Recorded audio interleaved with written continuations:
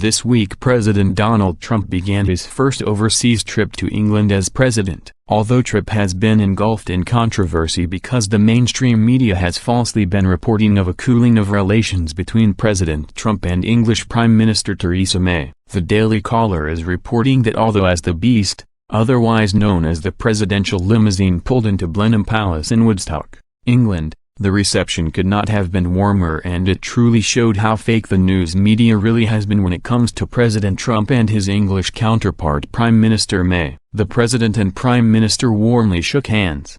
But all eyes were on Melania. As usual, when First Lady Melania stepped out of the presidential limo, she looked just like a Disney princess from back in the day when Disney princesses were stunning. She wore a golden floor-length gown. According to the White House pool, Melania Trump was wearing a yellow floor-length dress and a chiffon-like fabric, with matching yellow shoes. Donald Trump, Theresa May and Melania Trump were joined by Philip May and stood on the steps in the Great Court to watch the bands of the Scots, Irish and Welsh Guards perform a ceremonial welcome as they arrive for a black-tie dinner. The President and First Lady will meet with the Queen of England Friday. Here is more information on First Lady Melania via the White House.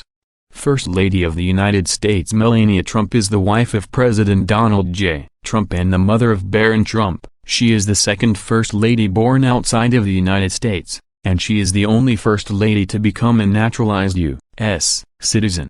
And like the First Ladies before her, Melania Trump will make her mark on history. Melania Trump was born on April 26, 1970 in Slovenia. At age 16, she began what would soon become a highly successful modeling career, appearing in many high-profile ad campaigns and working with some of the best photographers in the fashion industry. In 1996, Mrs. Trump moved to New York, and 10 years later, she proudly became a United States citizen. Mrs. Trump has always been an active member of her community. In 2005, she was honorary chairwoman for the Martha Graham Dance Company. That same year, she was awarded Goodwill Ambassador by the American Red Cross, a role she served in for 4 years. Mrs. Trump served 5 years as honorary chairwoman for the Boys Club of New York and was named Woman of the Year in 2006 by the Police Athletic League. Mrs. Trump has participated in National Love Our Children Day and National Child Abuse Prevention Month,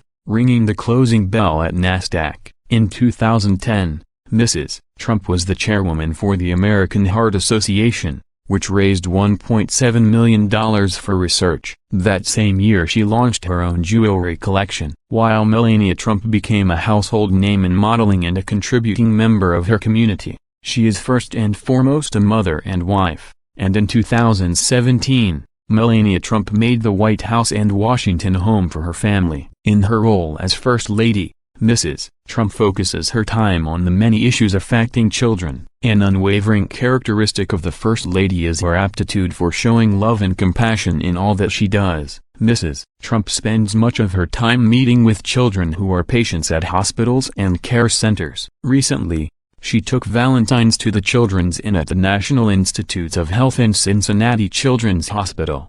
Over the Easter holiday, she made a surprise visit to St. Mary's Medical Center in Palm Beach, Florida, bringing Easter baskets to the children. Following the devastating hurricanes last year, Mrs. Trump visited Texas to meet with families that suffered greatly under Hurricane Harvey. In the wake of 2 horrendous mass shootings, Mrs. Trump traveled with her husband to Las Vegas and Parkland to be with the victims and families in their times of need. Internationally, Mrs. Trump has visited several hospitals and schools, one of her most memorable visits being at the pediatric hospital Bambino Gesù in the Vatican City, where she met a boy who had been waiting for a new heart. Upon arrival in Belgium the following day, Mrs. Trump learned that the hospital had found a transplant for the boy. Mrs. Trump celebrated the news in a press statement and said, "My own heart is filled with joy over the news. These are the times that I feel the proudest to have President Trump as my commander-in-chief." After 8 years of having Barack Hussein Obama and a First Lady like Michelle, who was more worried about kids' school lunches than looking like the First Lady, all I can say is thank God President Trump is the president today. Can you imagine Bill Clinton as first gentleman? If you can even call Bill Clinton a gentleman to begin with.